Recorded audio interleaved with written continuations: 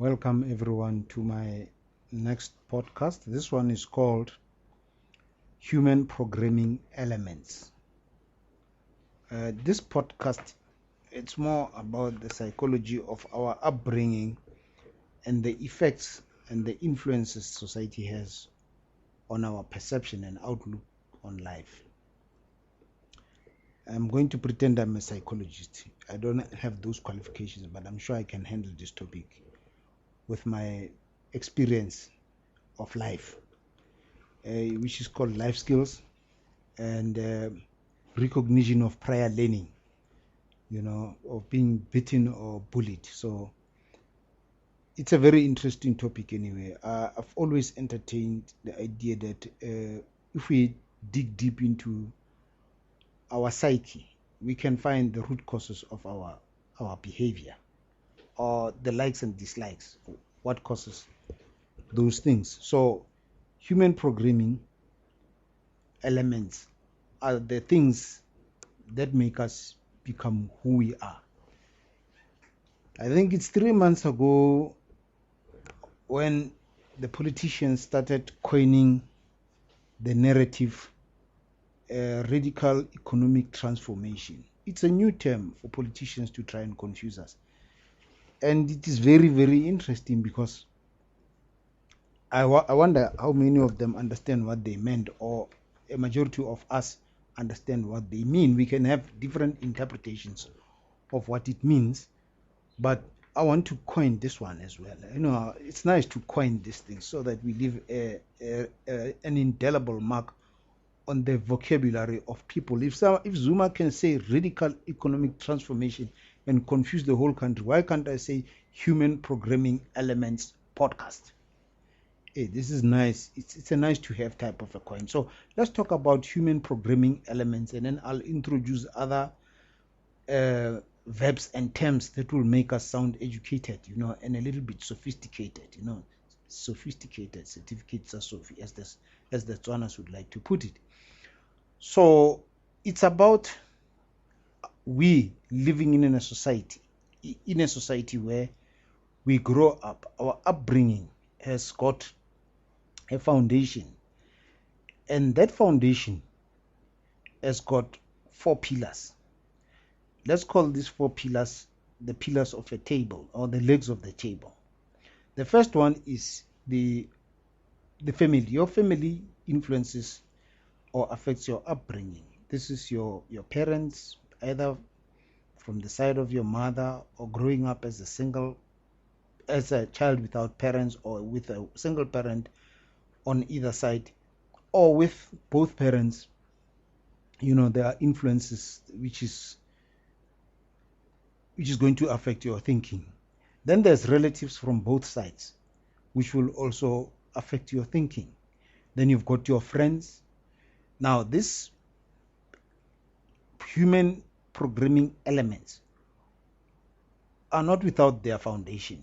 They are based on your preschool, your primary schooling, your secondary, your adulthood, high school, as well as your adult life. And then the 4th pillar would be your religion. Which religious background influences your psyche.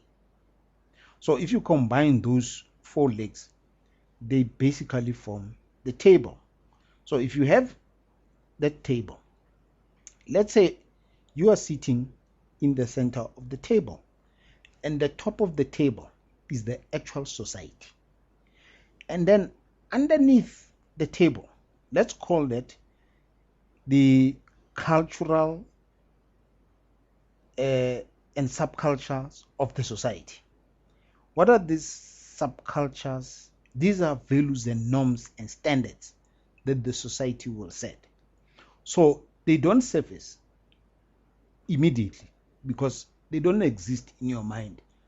You grow with them. They become a ladder, and you climb. As you grow, you begin to realize you have a perception. Your perception and your mindset begins to see light differently. It's like the kaleidoscope of your experience.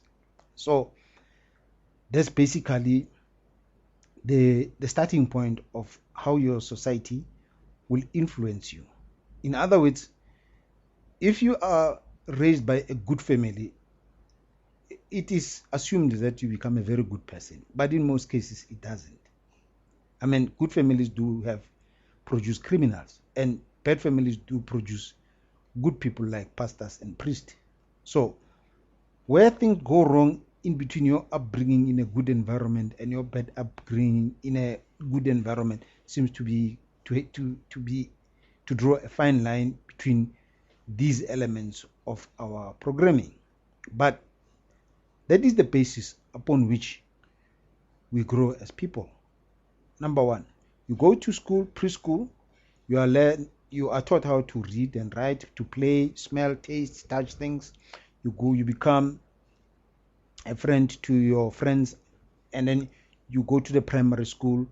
The primary school, you are taught how to read and write. You are taught languages. You speak all these different languages with the children at school. You grow to become a young man, puberty. When you are at secondary school, your consciousness grows. Now you become aware. Your self-awareness is now enhanced. In other words, think of yourself as, before you reach puberty, as a camera with a closed shutter. In other words, inside the camera, there's just darkness. You don't have proper images of what is happening outside, even though there are images, right? You just grow. Your faculty of reason is not tempered or hindered by influences to the extent that you are able to reason. It is only when you reach puberty that you begin to develop the faculty of reason. I mean, you grow beards. Then you start questioning, why am I growing beards? Your voice changes. If you are a boy, and if you are a girl, your teeth starts to develop. You grow hair underneath your armpits, and everything else changes. Your physical body undergoes transformation. Now, that process creates an awareness in your psyche and your consciousness to realize that you are human. And just at that stage, your mind starts to kick in, bearing into consideration that under the compositions of our human programming as the elements of our humanity, there's the triangle of the human composition, which is composed of the body, the mind, and the spirit. If you take the base of the triangle as the body, the middle of the triangle as the mind, and the faculty of our reasoning evolves from there, and then the top of the triangle as the spirit, which is ethereal, something that we cannot touch. The same applies to the mind. Then your consciousness is awakened from the point of view of your mind. Your mind is saying, hey man, look at your voice is changing. Look at now, you have wet nights. You start to question those things because now you are functioning as a complete human being. So, having said that, you become aware of things around you. You become aware of what you eat. If you are allergic to some food and you get sick when you eat that food, you become aware of that food. If somebody intimidates you, you become responsive to whether you should be angry or whether you should retaliate or whether you should take a flight and run away or defend yourself. You become a total human being at the level of your growing up as a person to question things. And this is why your human programming elements formulate part of your perception and your psyche, to the extent that now I'm going to answer this. My apology for this. My apology. I had to answer this call. It was an emergency. Sorry, let's carry on. Where was I? Okay. I was talking about the society, subcultures begin to surface underneath the table of your upbringing while you are sitting at the top. But that's not the end. That's just the beginning. So, in this topic or this episode of my apology, that interruption was uncalled for. I've switched it off. So, why am I talking about this anyway? Okay, I'm talking about our perception will affect our outlook in life and how we make decisions and choices. This is based on the fact that I'm going to introduce workshops about problems that we face as a society or as individuals in our country. South Africa, after 23 years, only now everything is surfacing as a problem. And we are confronted with dilemmas to decide which path best suits our future. Because it seems like politics has become the root cause of instability and crisis in our lives. Losses of jobs. Ford is now retrenching people. The clothing industry, people are being retrenched. I'm talking about this because one of my relatives has been working for this company for over 30 years. And now she's going to become a victim of unemployment. So in the last couple of years, there has been over 350,000 people who have been retrenched.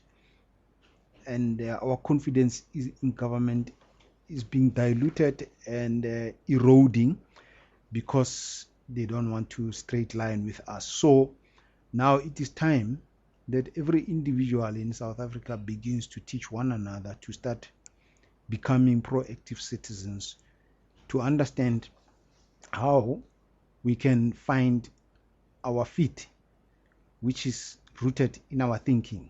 More about if we can get our thinking straight, then we can be able to correct the future by navigating in the right direction and not empowering politicians with our confidence to run our lives.